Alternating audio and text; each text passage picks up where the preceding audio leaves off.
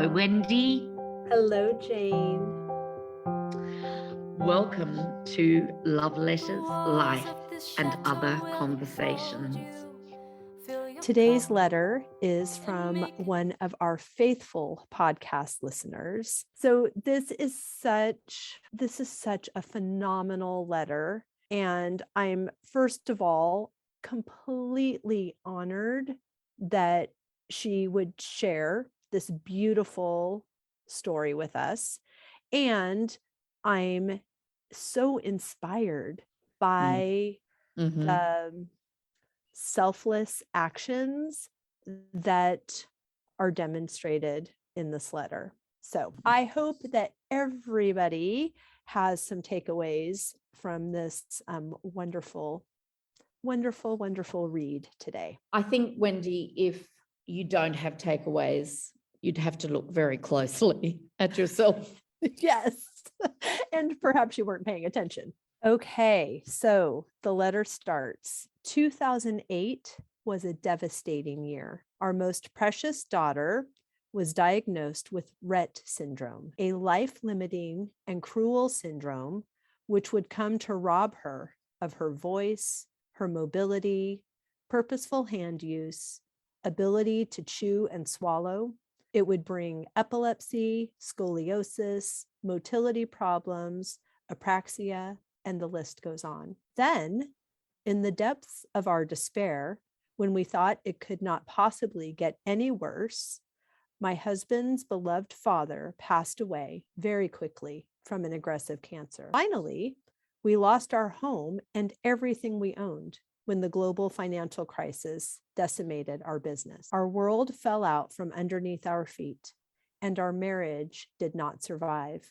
We separated. 4 months on, the blows had softened, and we began to see a slither of light through an open crack in the door. We both loved each other deeply and wanted to be together. And so, on Christmas Day, 2008, we reconciled, but not without great difficulty. During the 4 months apart, regrettably, we both pursued other relationships. This created a very deep wound that would be challenging to heal if we were to move forward in our marriage. So had to find ways in which we could both heal this hurt and provide a source of daily comfort to each other to regain our love, trust, and intimacy. We did 3 things. First was to create a sacred space for just the two of us, our bedroom, a place where the children couldn't play, and that was respected as just ours. Having 3 children, it was often difficult to find a space that was sacredly ours. We decorated our bedroom with beautiful photos and mementos from our marriage. We bought the most beautiful new linen we could afford and scented candles to light in the evening. And this is where we kept our love letter journal. The second thing we did was read the book Just Do It by Douglas Brown.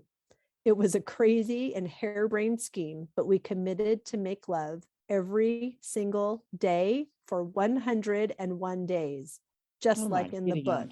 I know. I know what you're thinking. And yes, a week in, we were both wondered, what the hell were we thinking? But it was fun.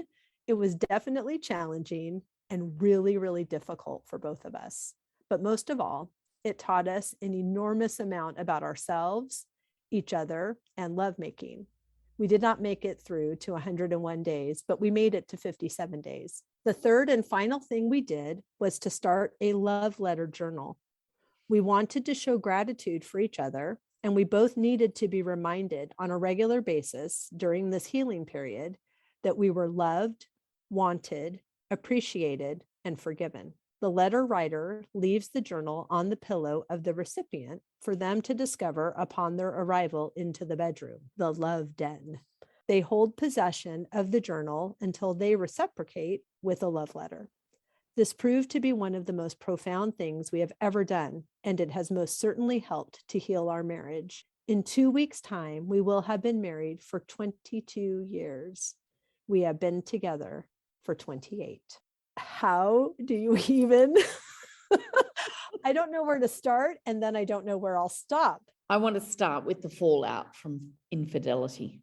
And when you think of the fallout of infidelity, you often think of the betrayer and the betrayed, but both, and I'm going to use her real name because she said that I should, Trish, who was in my very, very first Follow Your Dreams workshop, and her husband were both the betrayer and the betrayed, inextricably linked.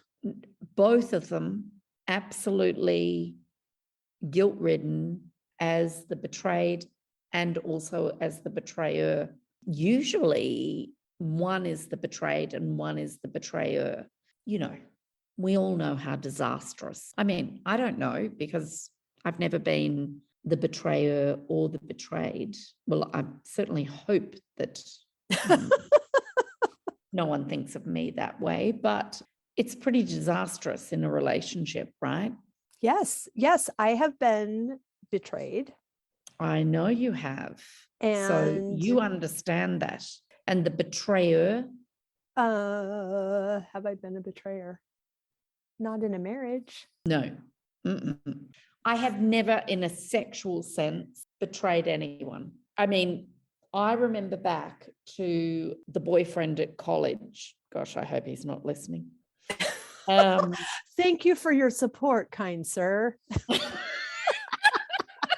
Anyway, I mean, I thought I was going to marry him.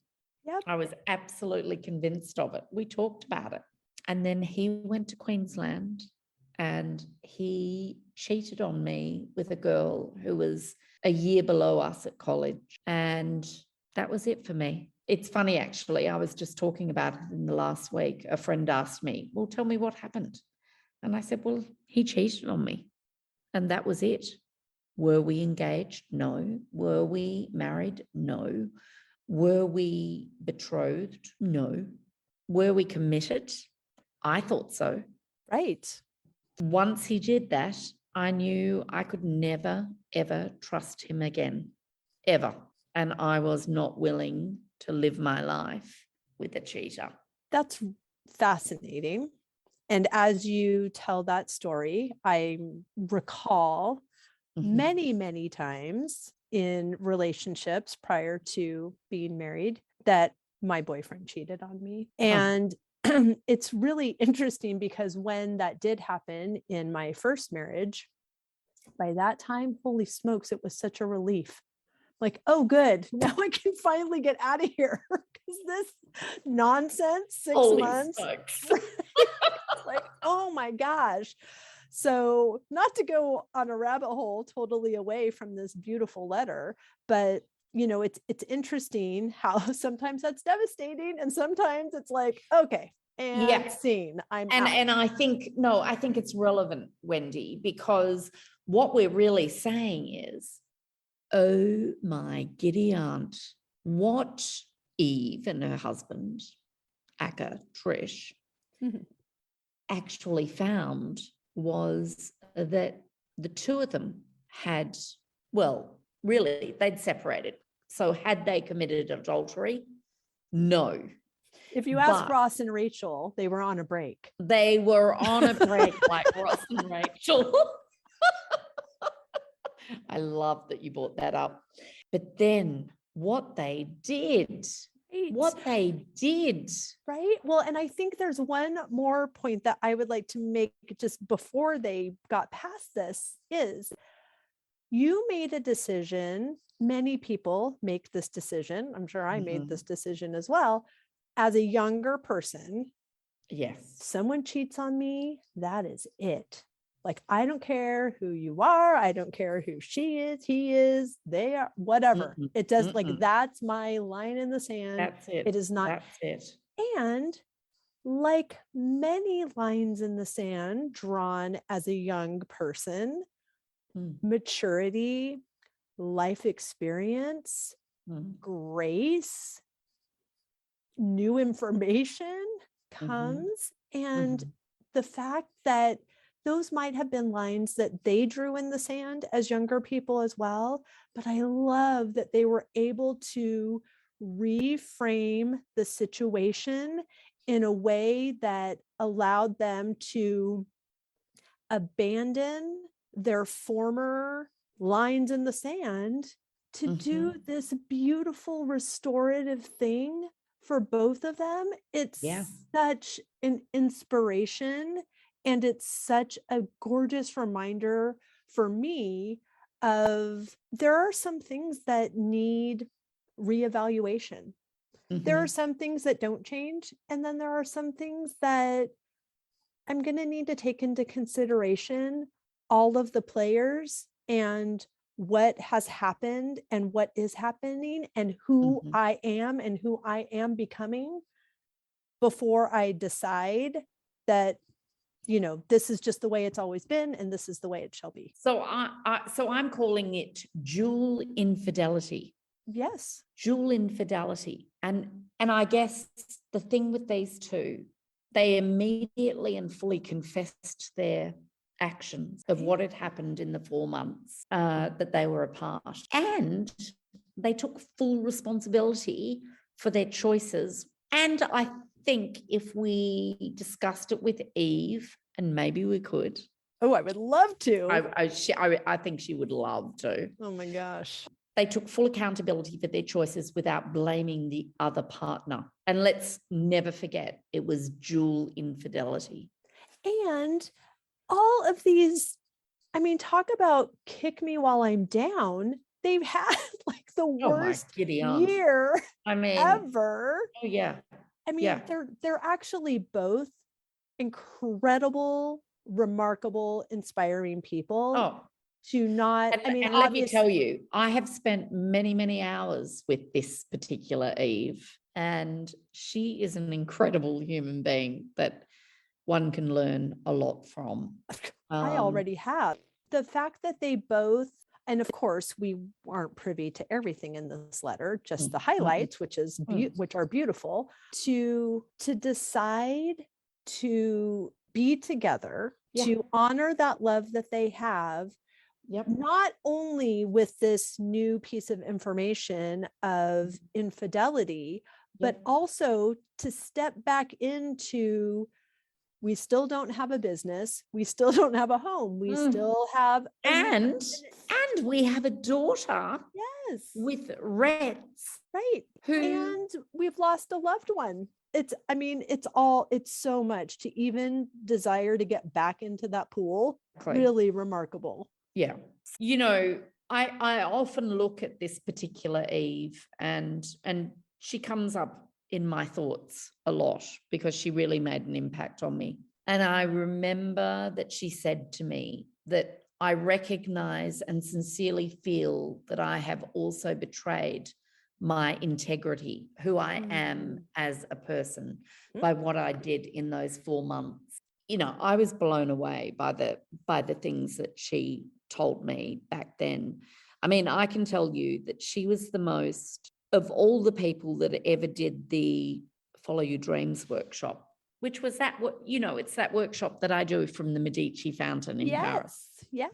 The very first one that I did was from Captain Cook's cottage in the Fitzroy Gardens in Melbourne. Oh. Because that's where I came up with the idea. Trish met me there, and I was so astounded by her frankness and by her ability to articulate this betrayal and being the betrayed and everything that had happened to their family. There was no cover up. Right. There was no confronted partner. They were both confronted partners. Whatever affairs took place in the 4 months that they were apart, she was willing to discuss the lot. But most of all, she was willing to discuss Lily, which is their youngest daughter. And what happens during a Follow Your Dreams workshop. And I'll take you through what happens in Paris because it's far more romantic than Melbourne, downtown Melbourne. So we start at the Medici Fountain, which you know about because you sent me beautiful Lena's sketch from the Medici Fountain for Christmas, which I love and adore. I'm so glad. And Lena is arriving tomorrow morning to do the first sketching and watercolor workshop. I saw what she did of the chateau. It's gorgeous. Wasn't that beautiful? Yes. So we would meet at the Medici fountain, and I would explain to the group, which was never any more than 3 people. And Trish was in a group of 3 when we met at Captain Cook's cottage. And what I say to them is, we're at the Medici fountain. This is where a part of Tuscany was created for the Queen of France, because here she was entrenched in another culture, in another country, and she just wanted a snippet of home. She wanted a tiny snippet of home where she could feel comfortable. And what we're going to do now is do a meditative walk through the Luxembourg Gardens, and we're going to make our way to Le Domago. And when we get to Le Domago, I'm going to order us Grand Café Cremes and omelette. And then you girls are going to tell me what it is that you're chasing, what it is that you want. Beautiful. What is your dream? And we got there, and Trish said to me, she said, I want to do what you do. And I said, okay. And she said, but I want to do it in Italy. I said, okay. I said, it will become clearer as the day goes on. So we talk about what skills you might need, how you might go about doing that, all of those sorts of questions. And then we walked on to the orangery. And I explained to everyone that the reason we were going to the orangery was so that we could look at the paintings that Hemingway looked at on a daily basis, that he used for his muse on a daily basis before he sat down at one of his favorite restaurants and wrote for the rest of the day. We did that, and then we would walk through the Tuileries from the orangery to the Crillon, where I would order mint tisane, and we would then go into mind mapping, which of course you've done with me. Right. Mind mapping being, okay, I want you to go back to your earliest childhood memory and tell me, and doodle and sketch and write and do whatever you want. But on this piece of paper, show us what you loved and what you could do all day and what gave you absolute joy that you could do all day and never tire of. Beautiful. I remember the first 3 girls, Trish Eve was in the first group. And at the end of about 50 minutes, we all came back together, and she said, Jane, can I please go first? And I said, absolutely, go first. What would you like to tell us? And she said, well, you said to me when we were back at Le Domago, it wasn't Le Domago, but I'm saying Le Domago because that's Right. where I do it now. I don't do it in Melbourne. That it would all become clear. And she said it has all become clear. And she turned around her mind map. And in the center of her mind map, it said Lily's place. What had come through the mind mapping and the thoughts of what could I do all day long that I am good at, that I have the skills for, that I get complete joy from, was the same as me. Hospitality, hosting, being with people, talking with people, all of that. Right. But all of a sudden it became very clear to her that it was for Lily and it was for other families that had a child with a condition like Lily, That's that they so could buy beautiful. a villa in Italy and they could do, like I was doing at the time, the French table, week long. We decided it would need to be 2 weeks long. And she would absolutely only uniquely host families with children that had very, very special needs. That is so beautiful. And I love that entire story, but how amazing these people. Okay. I need to be friends with her, first of all, because she's remarkable. You would adore her. I already you and do. I would have the best champagne afternoon. Yes, we would. She is a truly remarkable woman. Yes. And to take this whole just year of suck, and instead of complaining or blaming or shaking her fist at the heavens, she says, how can I be of service? How can Yeah. I How can I be of turn, service? how can I Mhm. turn this into something? Because anyone that comes to 2 weeks to her villa, and if she has that already, we will definitely link that in the show notes so people Mhm. can know about it and support her. But there's no one that's going to go to those 2 weeks that thinks that it's just that they have it worse than everybody else, because she totally wins the prize of having this Mhm. just awful after awful after awful, and Mm. then to turn it into this beautiful, gorgeous thing. And I mean, she's phenomenal. We agree on that. But Adam, her husband, since she's Eve, that makes him Adam. Um, what a guy.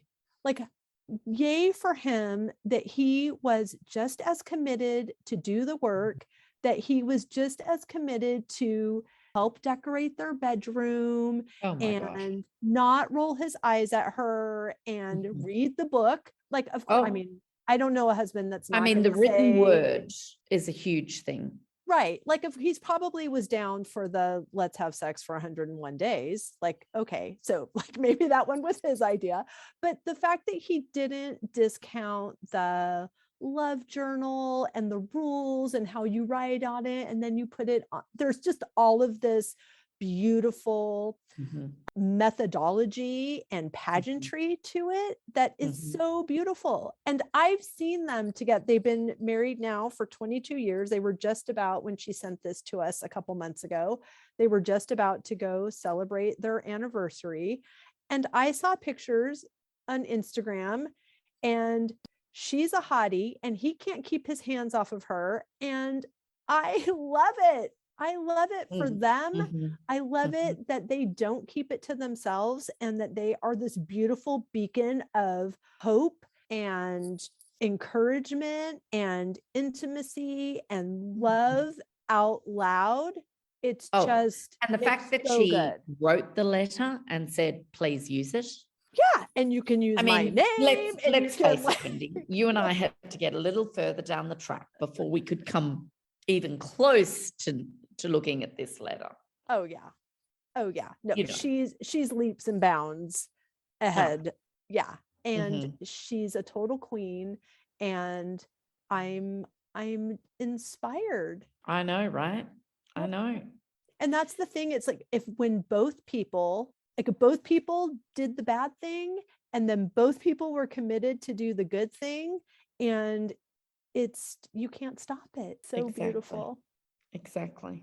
I feel like there is a lot more that we need to discuss about Eve's letter. There always is. Yeah.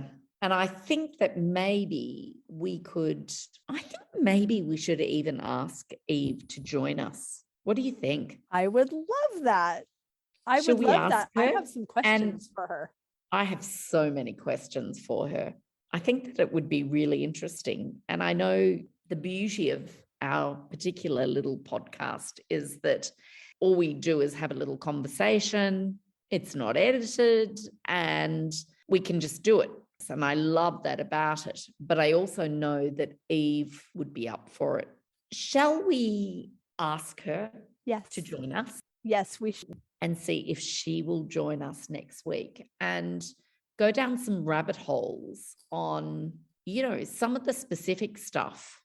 I Right. mean, we don't want to know too many details about the 101 days, but maybe a few. Sure.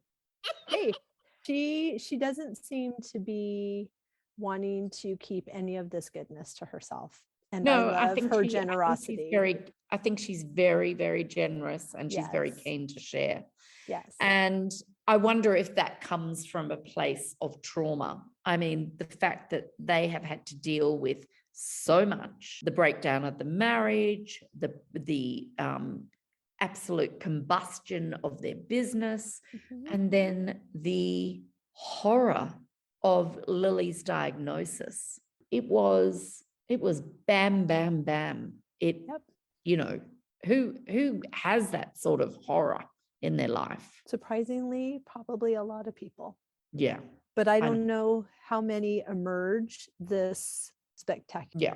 This has been an amazing conversation, and I'm thrilled that we're Amazing. going to continue it. Thank you so much, Jane. I'm going to send Eve an email tonight. Please do. I can't wait till next time. I will see you Neither can then. I. Bye-bye. Bye-bye. We have loved this conversation and sharing this love letter with you, and we would like to invite you to send us your love letters. Visit the link in the show notes to send us your letters and to join our email list. See you next week.